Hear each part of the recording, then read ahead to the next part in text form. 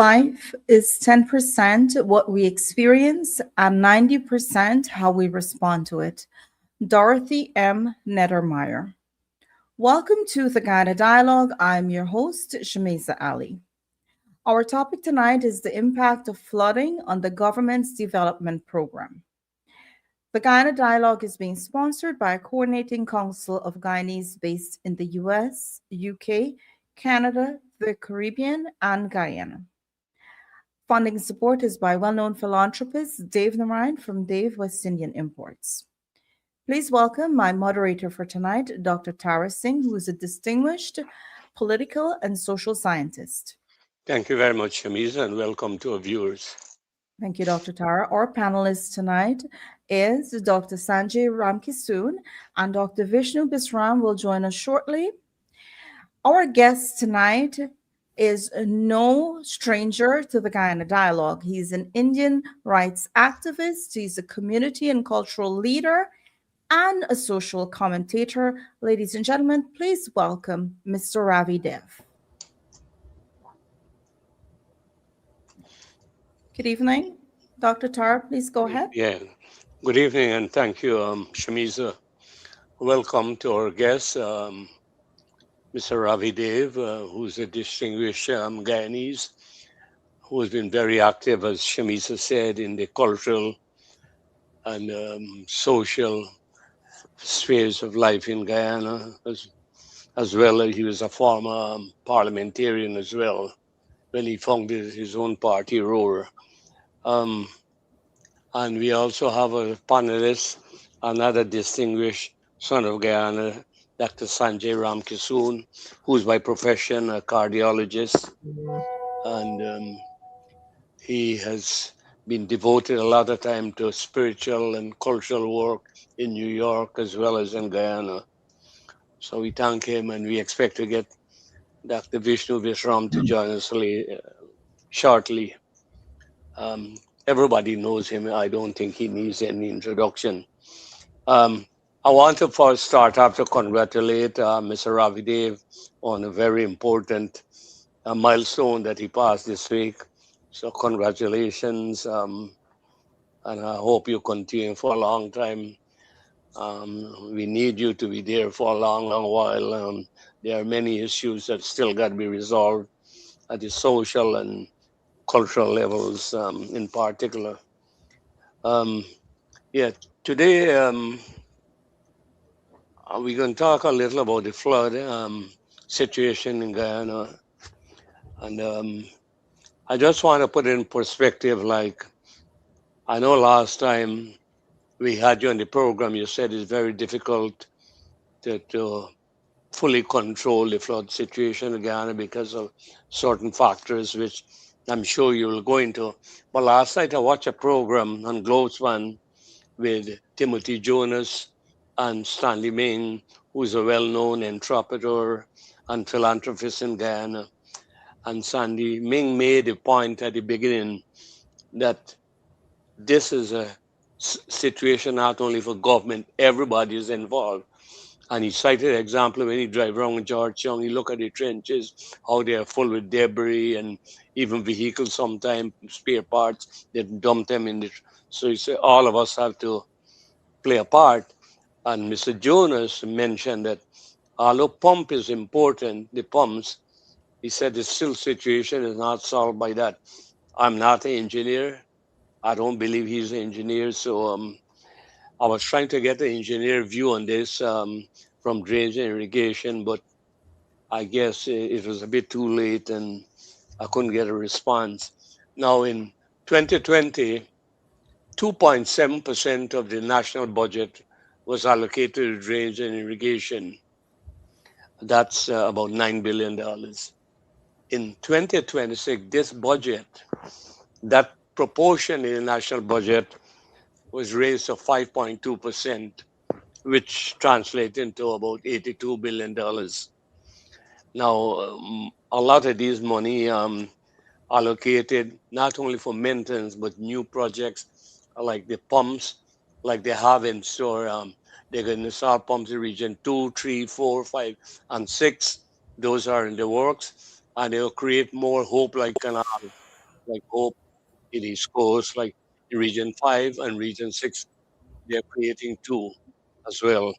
So they got other priorities. So that's just in a nutshell. So I'll ask our guest to give a preliminary review.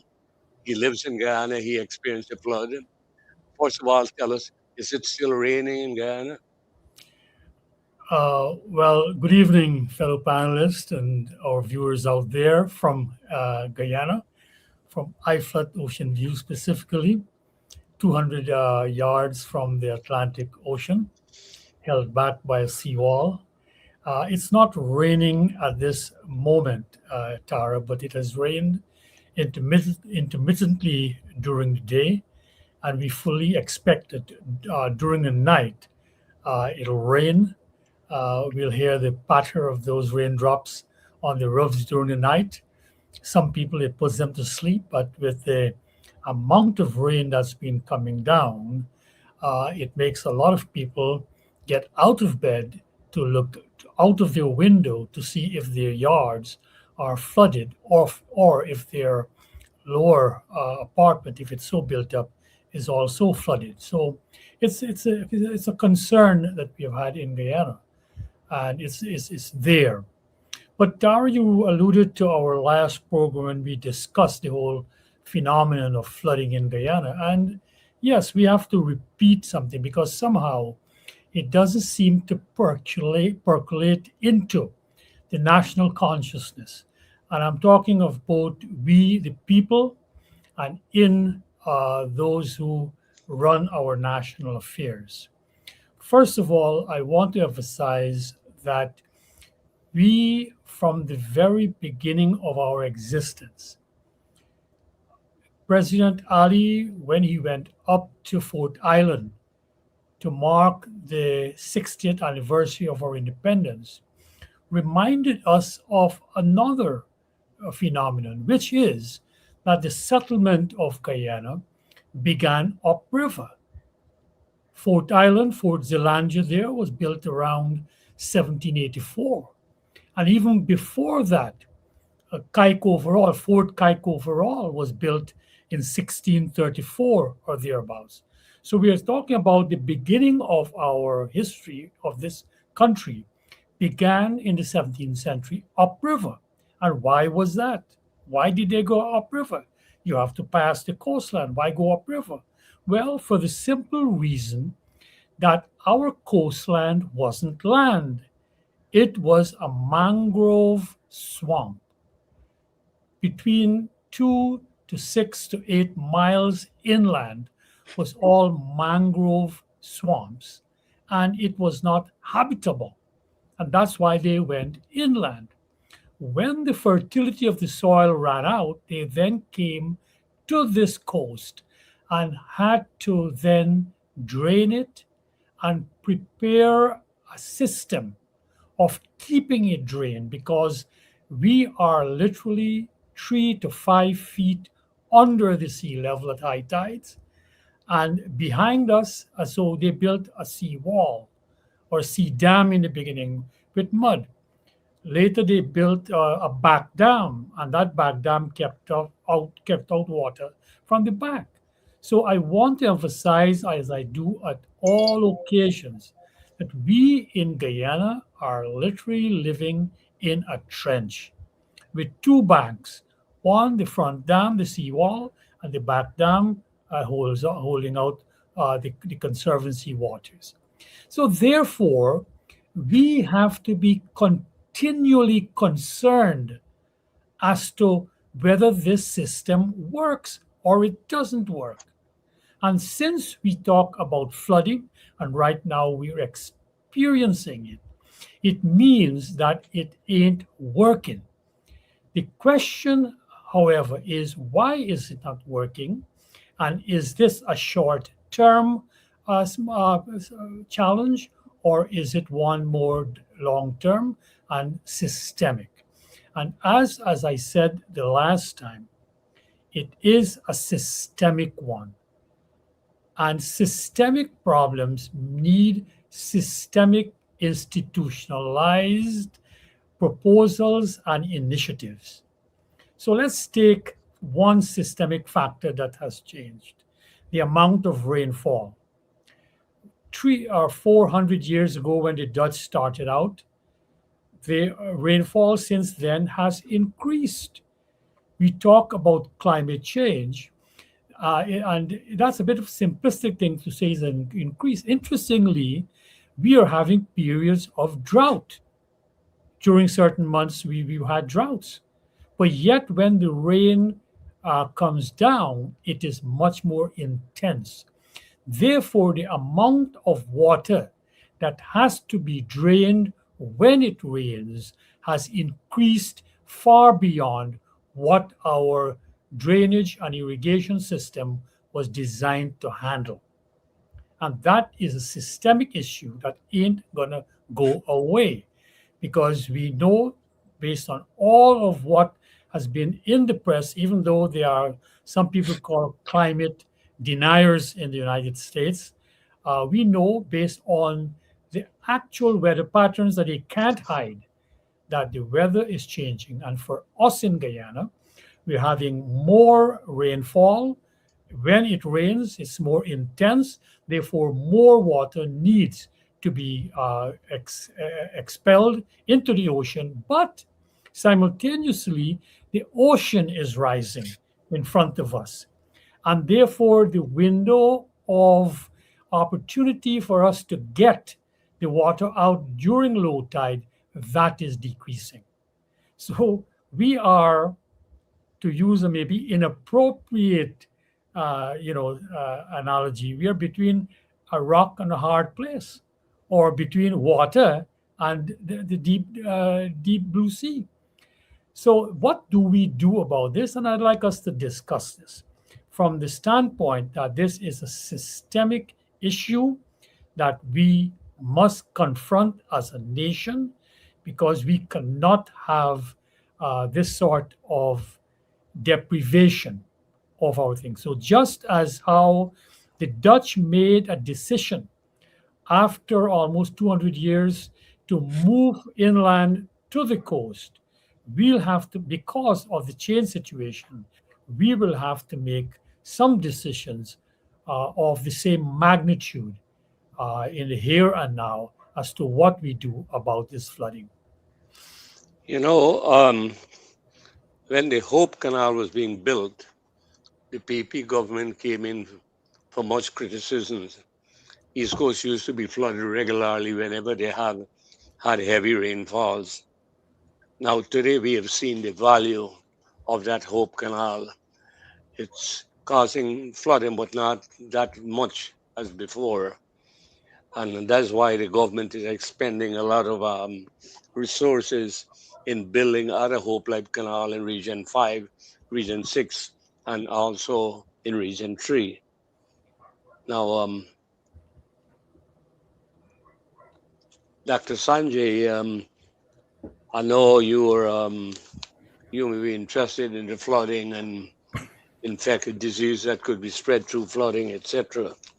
But you have any general comments about the importance of building hope-like canals in other regions? Well, thank you very much, Dr. Tara, and thank you, everyone.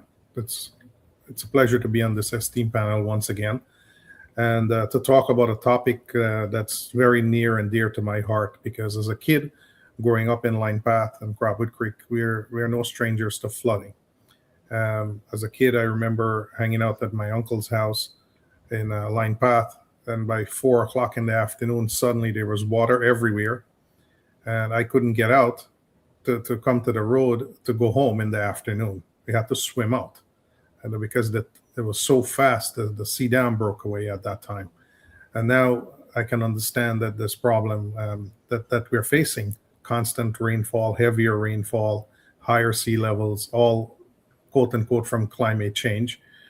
And I agree with Mr. Dev. We're going to have to make a big decision here, lacking for a better word. But it's going to be a great decision. It's going to be one that many people not like. But in the meantime, while we're thinking exactly how to make this big decision in terms of migration, I do agree with you that more canals create and alleviate some of the flooding, or at least some extent of the flooding. But what I'm more concerned about is every time there is a flood, there's an economic burden, and there's always vector-borne diseases, water contamination, and it makes things difficult for people to go to work. So I also agree that there are small changes that people can make individually in terms of getting the drains clean and keeping things flowing at an individual basis, and that culture has to catch on. So we will talk more as the program continues, but being a physician, I'm always more concerned about the diseases that approaches after the flooding. All right, thank you. Um, um, Mr. Dave, I would like you to follow up on Mr. Stanley Ming's comment that deal with the flood should not only involve the government, as most people seem to be blaming the government, especially opposition forces, for the floods happening. They don't give the government any credit for all the measures they have taken, installing the pumps, etc. So the Guyanese people should also be equally involved in this fight against flooding. That's what I'm saying. Do you share Mr. Ming's view on that? But of course, Dr. Tara, and we had made this point explicitly on our last program of this attitude we have about throwing garbage into our trenches. So that is where one focus has to be, to make sure our people understand the nature of this problem. This is an existential threat to our survival, this flooding, as much as the Venezuelan trumpeting on our western border is. And just as we have worked hard, the government has worked hard to sensitize our people that Essequibo is ours, and we must do so many things to preserve Essequibo, such as defense spending, such as getting those villagers along the Cuyuni River to be much more aware of all, and so on and so forth. Just like that, there has to be an equivalent effort, and the people of Guyana must be made to understand that they are in this, whether they like it or not, and therefore getting out of it is as much their responsibility as the government. And so, learning to throw your garbage away, it is a problem that is endemic to us in so many other areas of national life in Guyana. We have gotten to accept that view of us, that we are not as good as the white man. So when we go to white man country, to be blunt about it, we then straighten up. And I always tell this story. I'm sure I must have told this at the last time. I'm standing on Jamaica and 160th in front of that multiplex that Magic Johnson used to own there. And I'm waiting for the bus, the 56 bus. And this Guyanese woman, I could tell from her accent, speaking to her friend, just peels a banana and walks a whole block to throw that banana peel into a garbage can. In Guyana, you will never see that. They throw it right there, and from moving cars, they throw it on these new highways of ours. I was coming down this new Schoonard highway the other day, and lo and behold, somebody threw a box of Kentucky Fried box and whatever bones must have been in it. So this is part and parcel of our problem, yes. But you see, it goes beyond that. The Guyanese people will have to understand that the solution, which is to continue with those hope like canals and other initiatives at a much more intensive rate. The government, after the PNC got out of power in 2020, looking at their record, they spent nothing almost on DNI in those years, 2015 to 2014. The PPP came in, and since 2021 to 2025, they have spent over $240 billion dollars, not only in creating new sluices, but in desilting exercises, in cleaning of canals, widening of canals, revetment of some canals, and in so many other initiatives. The money has been spent. And we have to now know that we are lucky because we now happen to have uh, oil revenues. But since this is a systemic problem, we have to look far ahead. We have to look not only short term as to fixing these things, we have to look both in the medium and in the long term.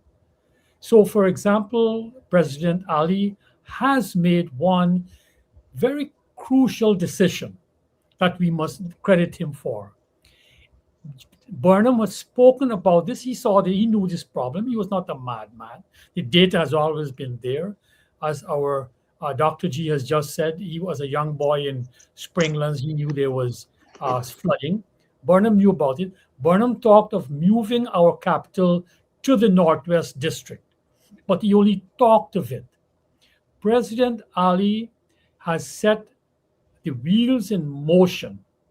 He might not have phrased it in this sense, but by creating Silica City, by creating Silica City in our hilly sand belt, where it's about 800 feet high on an average, he is showing us the way that eventually decisions of this type will have to be made, just like the Dutch move from upland where it was high to the lowland because it was more fertile. We, I think, ultimately, not right away, will have to continue seeing that Silica City is just a beginning. And with the completion of the highway to Lethem that we are approaching, large swaths have been completed, we must now look at our interior savannas that are higher, that can be drained a bit easier, and we can then look at agriculture. But I think when I said structurally we have to look at this whole question of problem, is that we come out of our Dutch experience looking at flooding and the prevention of flooding just for us to have our agricultural production satisfied. So our National Drainage and Irrigation Authority is a subset, is an agency within the Ministry of Agriculture. It is my firmly held position for decades now that we will have to give this threat, existential threat, I call it, the importance it deserves by putting it as a standalone body or agency. We can do worse than look at the Dutch that built us. We live on our coast, which is maybe 10% of our area, but 90% of our population live here. What do we do about it? The Dutch that built our coastline did it because they had experience.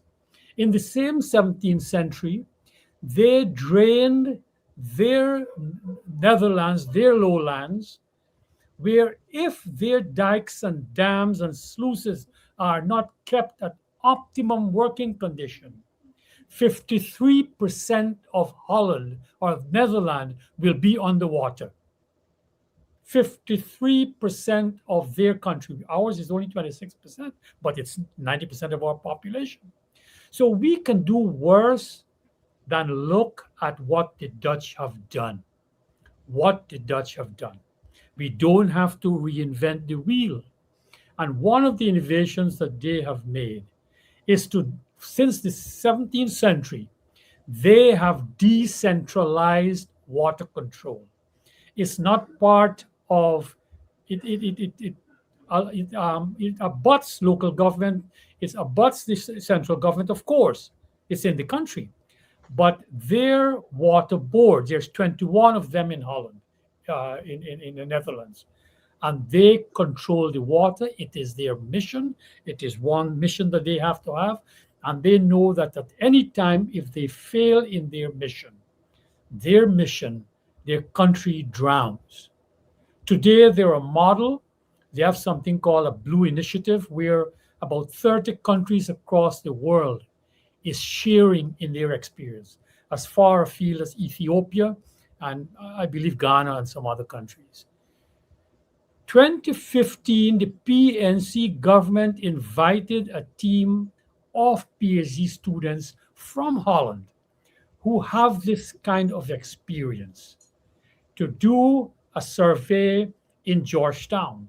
And they took that one area of Georgetown, South Georgetown, from Aubrey Barker Highway all the way to Pontrench, Princess Street, and they did a study. That study, it gathered dust under them. They did nothing about it. You know, they did nothing about it. One of the problem is because our drainage and irrigation is broken into two. One, you have the NDIA that is focusing on agriculture and on drainage and irrigation, and you have, for example, the seawall and the sea defense under the Ministry of Public Works, and you have other agencies dealing with it. So, what I would like to suggest, and is that what President Ali has done across the regions, we have to now make those regions responsible for them. They have a saying in Holland: you see it, you pay for it, and you benefit from it. The flooding that is being experienced should be funded by the people. Over there, there's a tax on for the water boards to be run, directly coming from people's pockets. It'll come to that when our oil runs out. And we ought to start getting our people ready for that. But this is a bit, I'm going for a long-term solution. But to come back to it, I think the government is doing a tremendous job already in addressing the short-term problem. But I want to say it is not enough. Therefore, we have to look at the medium and long term. Okay, thank you, Shamisa. I think we take a break now. Yes, we will be right back after these messages.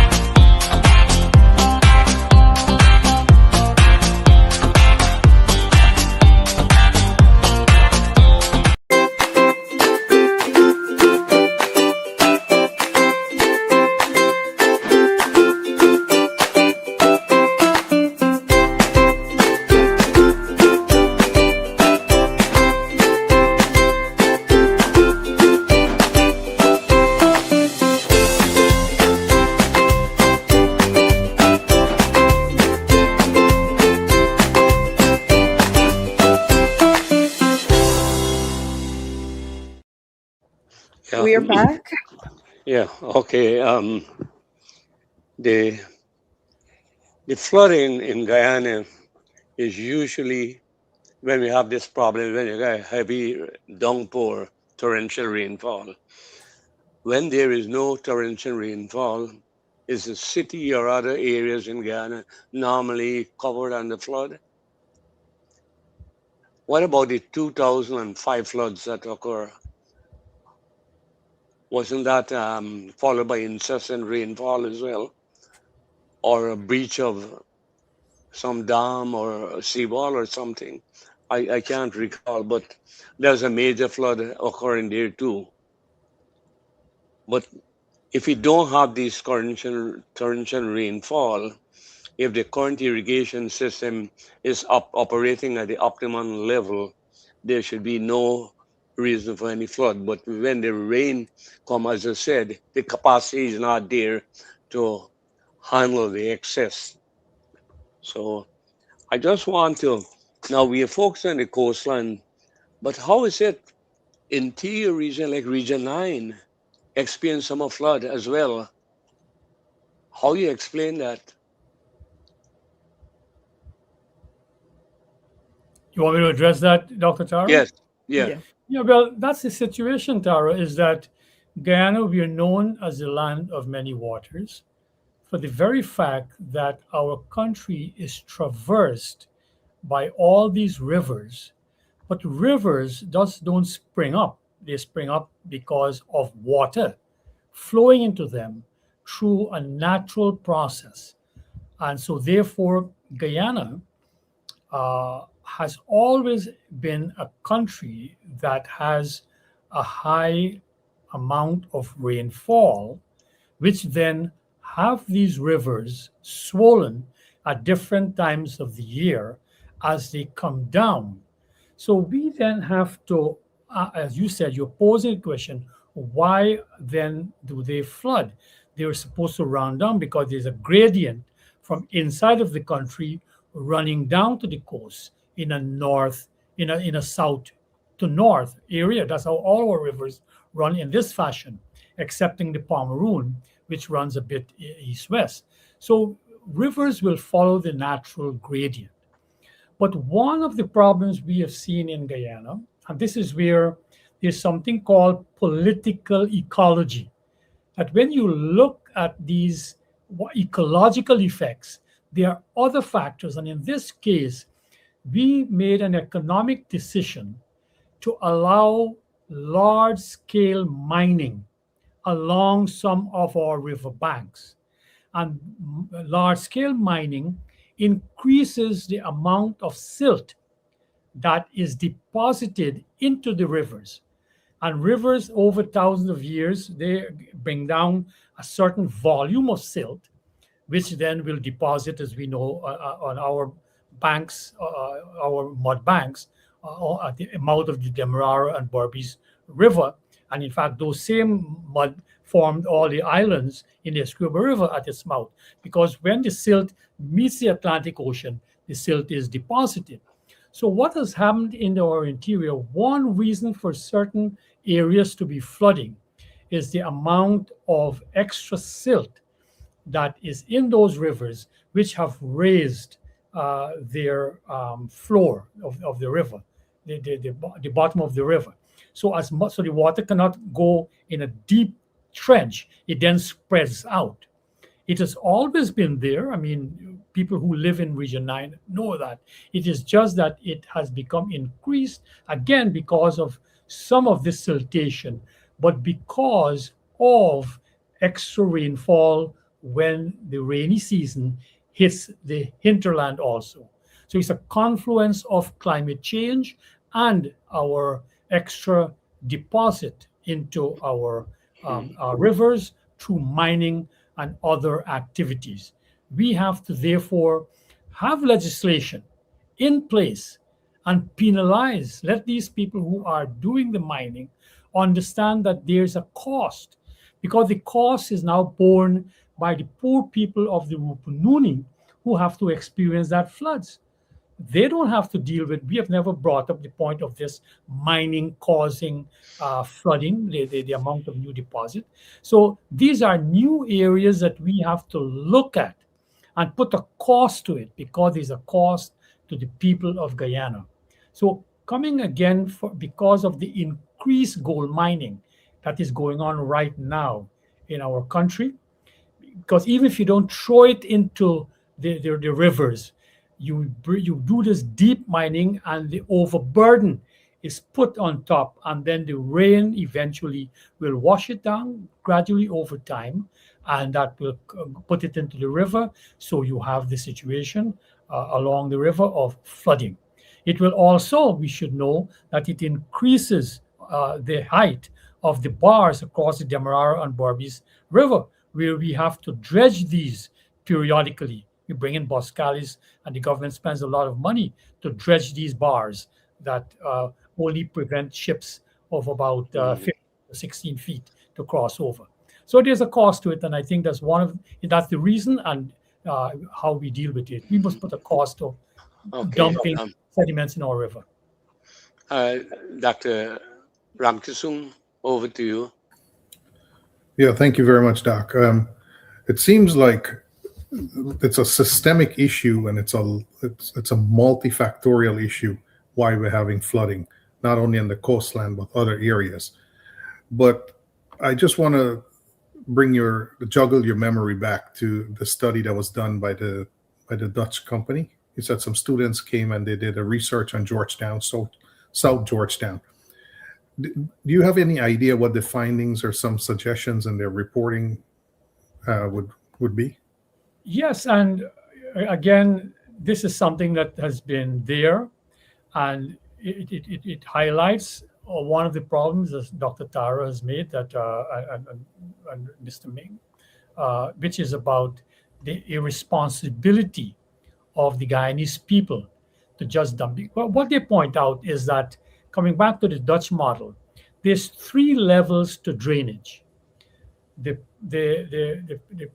primary one are the large, let's take South Georgetown. All of Georgetown were once plantations, right? Starting from, let's say, La Penitence was a plantation, Rumbelt was a plantation, Work in Rust was a plantation, all the way to the front, where the Marriott is now. These are all plantations. So when you have a plantation along a river, the canals to drain it will have to flow into the river. So along the East Bank and Georgetown, the canals run east-west because they are in the west. Georgetown is a mile or 2 deep, and then they have to come west to the river, and they drain them. On our side, West Bank, it flows in the opposite direction. Like in Greenhoop, the canals, I own a 5-acre piece of land at Greenhoop, and right behind my land is a canal which runs to the Greenhoop estate, there's still a coker on the public road, the old public road at Greenhoop that goes in there. So the problem is in South Georgetown, that's the primary one. You have to keep that canal dredged and clean. But with the excess rainfall, you have to deepen that canal. We cannot keep it to the level where the Dutch built it in 1684 or whenever they built it. We have to now deepen that canal because there's a greater flow. To deepen the canal, it means amending the coker by the Demerara River. So they pointed it out. In South Georgetown, there's 2 cokers, but right along Georgetown, all the way up to where the Marriott is, there are cokers that should drain it. So they point out that those cokers should be made. So the canal's got to be drained, and it cannot afford to be silted up as happens. The secondary drainage now are side canals. We used to call them 4 feet larger drains that come sideways into that canal, right? All of the Dutch made these what we call 4 foot. You know, we talk separating, it would be these 4 foot, but it's really 4 feet, larger drains that collect water and then take it into those canals. Those got to be cleaned. And then come the tertiary ones, the drains in front of your homes. They have to be kept clean.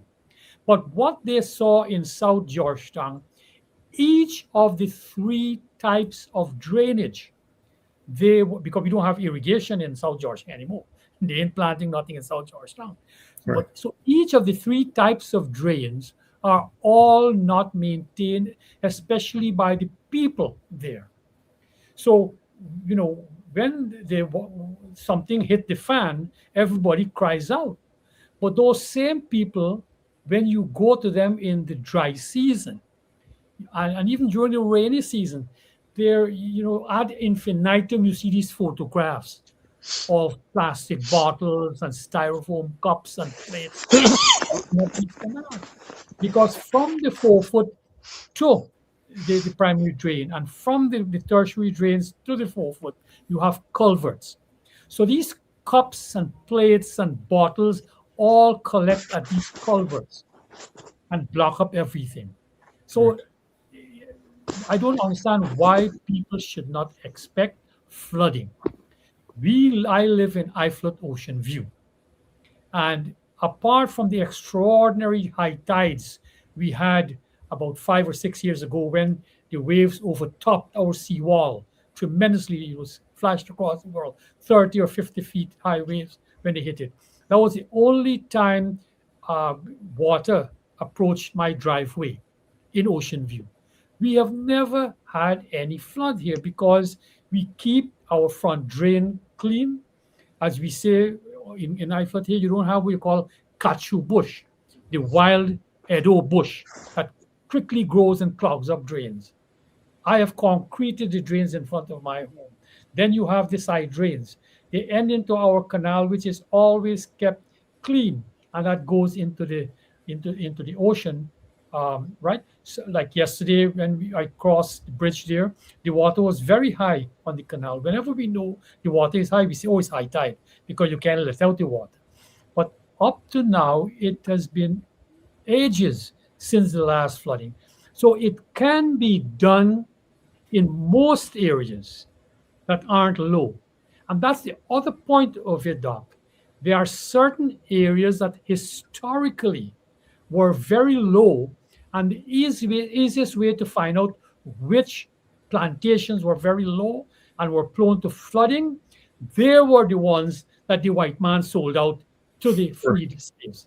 You pick Buxton. Buxton is historically in a deeper trench than the rest of Guyana.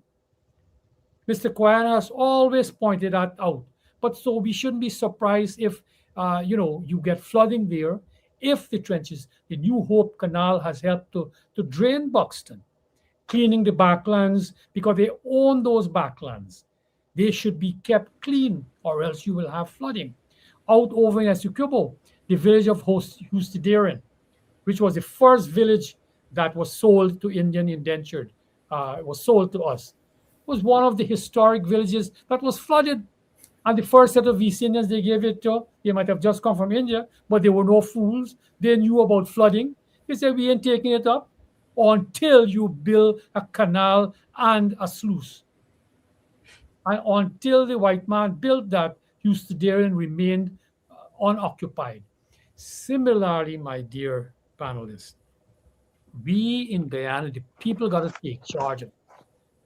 And in a sense, almost encourage the government to say this thing got to be decentralized. When the Dutch had it, each plantation had to take care of its own drainage and irrigation.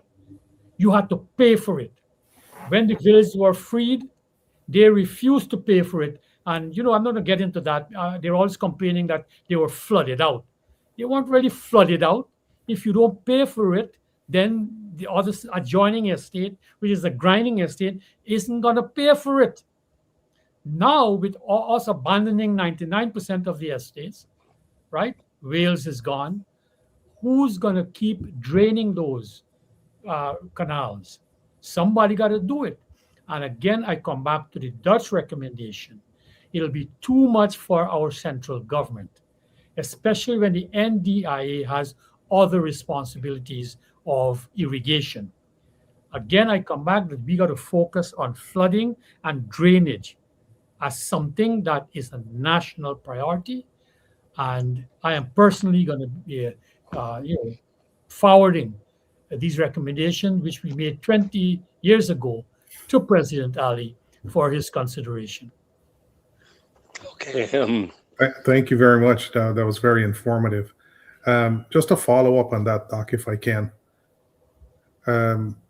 Regarding flood insurance, Is that something available in Guyana? People who are affected, is it available for someone to purchase, and can they make claims?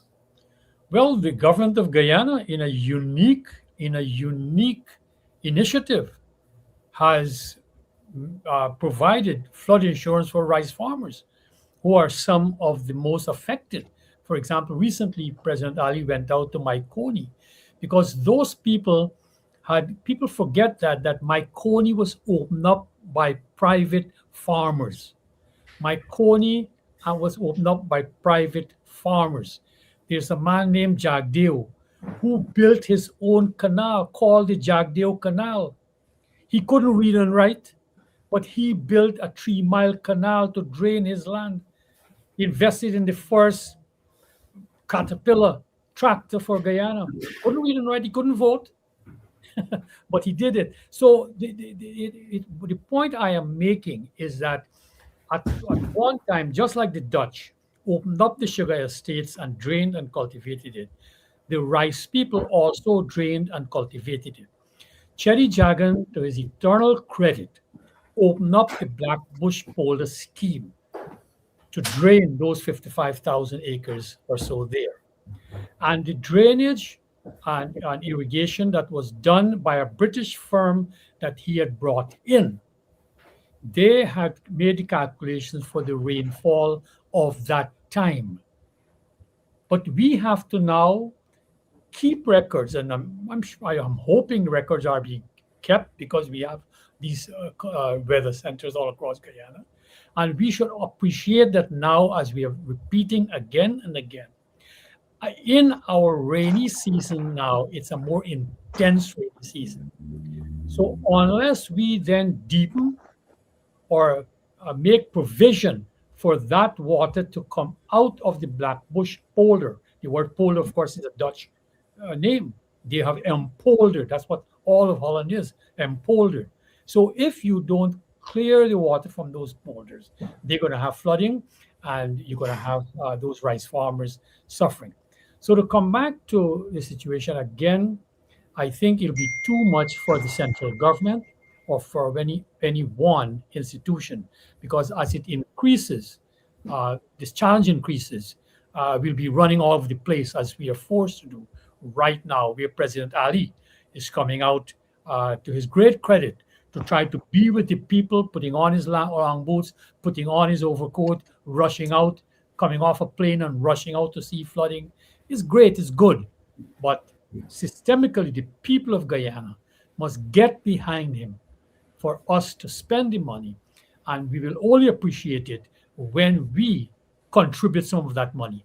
So I think even though we have oil money, we have to begin to appreciate, just like how in New York we pay our rates and taxes, we will have to pay some taxes for our drainage in Guyana. Maybe then we'll take notice. I agree with you.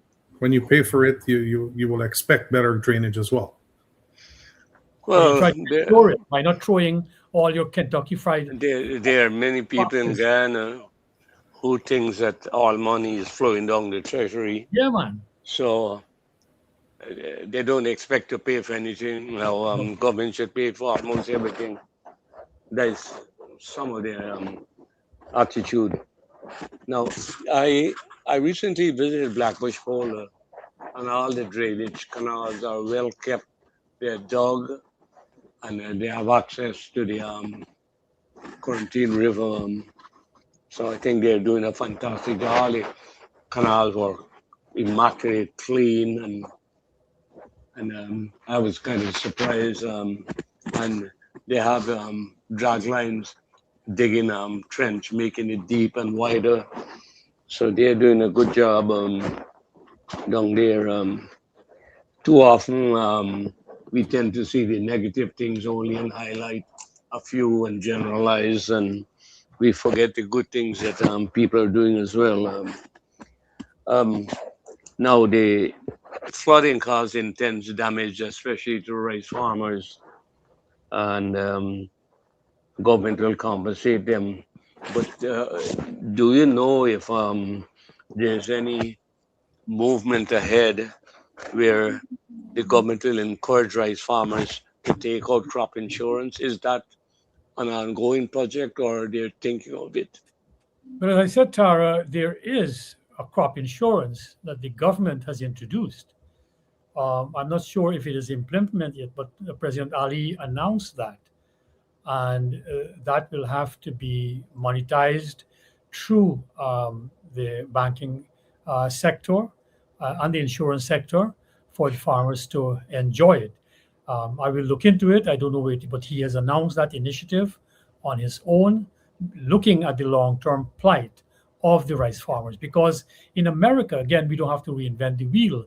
In America, you have crop insurance, all crops, peanuts, you have rice, you have all the other crops, wheat. It's a standard practice by governments. It's not called a subsidy, as the government was attacked here when President Ali attacked. It's part of what a government does for its strategic future, because strategically, Guyana's future lies in agriculture. Oil is a short-term boost in our arm that we have gotten, that we have been very lucky, and therefore President Ali is setting a stage for us to be able to move and feed and house and clothe and make our people prosperous when oil is run out. So therefore we have to make all this investment, and they should not be criticized that he's favoring rice farmers. I don't understand that concept. And so, for example, with sugar, favoring sugar workers, to the extent those sugar estates are still functioning, it means that the canals adjoining those estates have to be kept clean. That is a cost that is being borne by Gaisuku that no one puts an amount to. If you put an amount to, it will probably be as much as the government budget for drainage and irrigation. But Gaisuku absorbs that because it's part and parcel of how they have to function. Well, Guyana, for it to function, I want to emphasize this. Flooding must be seen as part and parcel of our existential threat, just as the Venezuelan threat is. And we must be prepared to spend for it. So coming back to your point about Black Bush Polder, yes, I went in there, back in the day, and I still visit that, all of the 4 parts of Black Bush Polder. And the canals are now kept, but since they did experience flooding, it means, as I said before, this new pattern of rainfall is beyond the capacity of the drainage that was dug in the 1957-1961 period. Therefore, we have to conduct studies and have a new layout to get that water off, or else we'll be wringing our hands again and again and again. Yeah, okay, thank you. Dr. Sanjay, I have a final comment or question. Just a quick comment. I know, I'm not sure who collects all the garbage in Guyana, and what ministry that exactly falls under.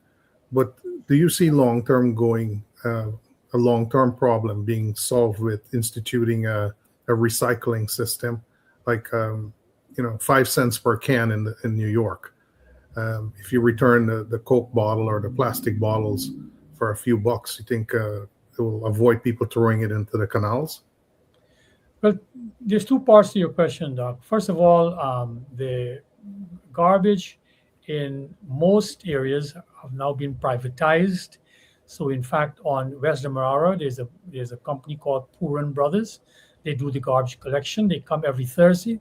This morning, very early, about 7 o'clock, they took out my garbage can, and they then threw it into their truck, and they took it to the Hogs Bush, center out over in East Bank. And that's at least your question. We do not have recycling in Guyana.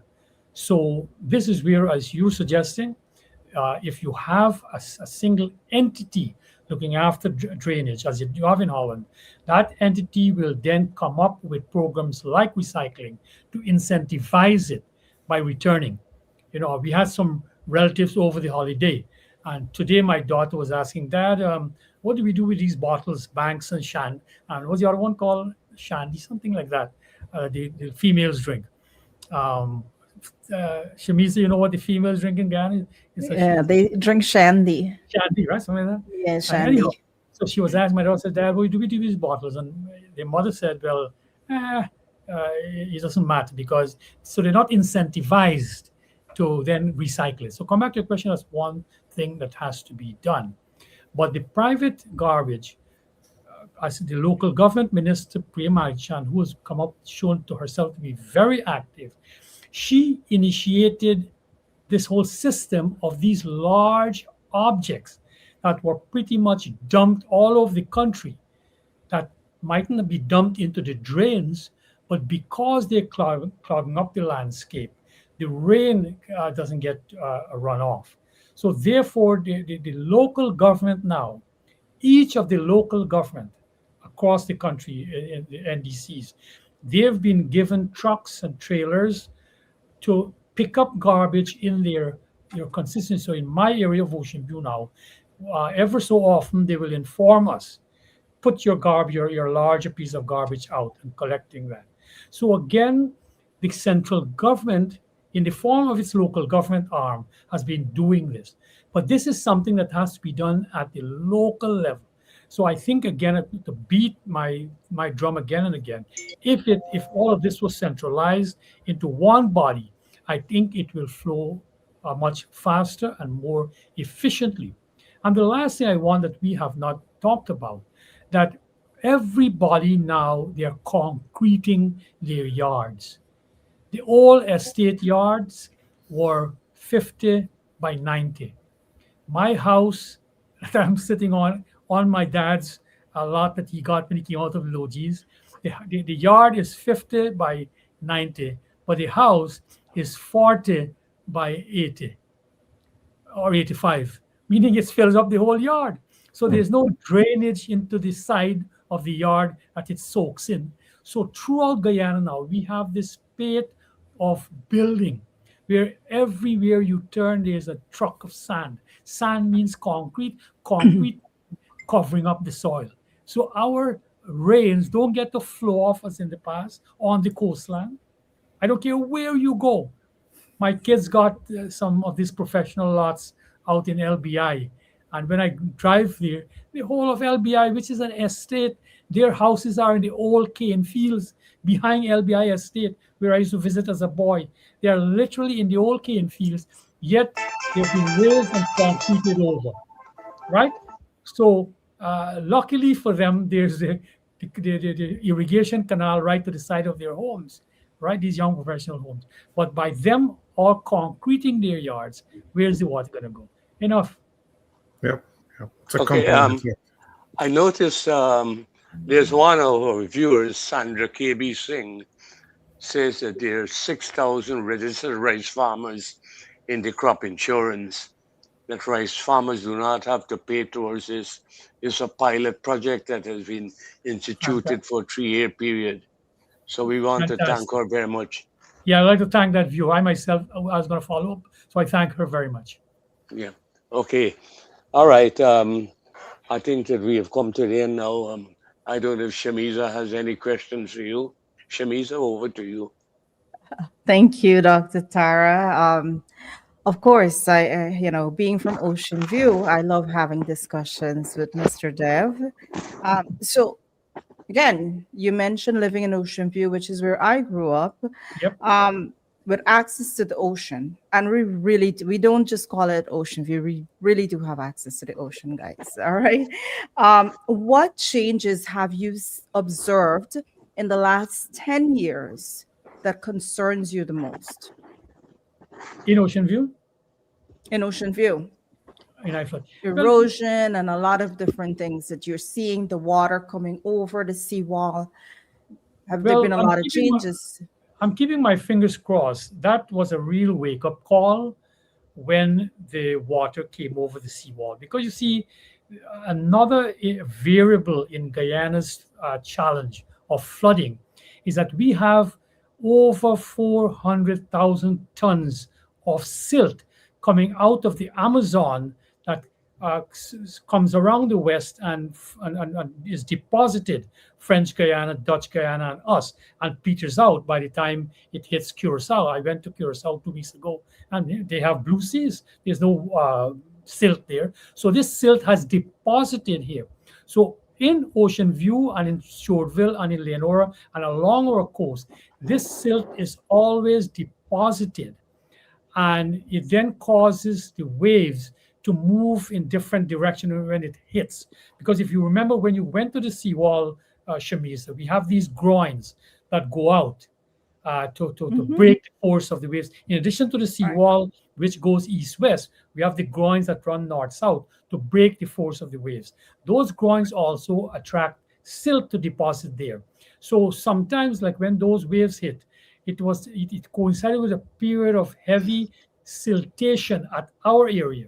Over by Rumzek, where the crematorium is there, that mangrove was once about a mile out. It has degraded. So Ocean View hasn't seen so much like those areas. So thank God, I'm keeping my fingers crossed, the Cokers at Zeeburg and at Shoreville on both sides of us are being looked after. They are being maintained. As I said, our canals are being. The PPP in the village of Ifat Pasture, where I live with my Nana and Nani, all of the 4-foot drains, they have now concreted over. So there's no siltation. And our drain in front of the public road, across the high bridge, that the bridge as we know it, near the Mandira, that is very deep, very well maintained. And I think we're doing very well up to now. Keep our fingers crossed. But other communities that have the challenge of mangrove erosion, plus the excess rainfall, they're having a hard time.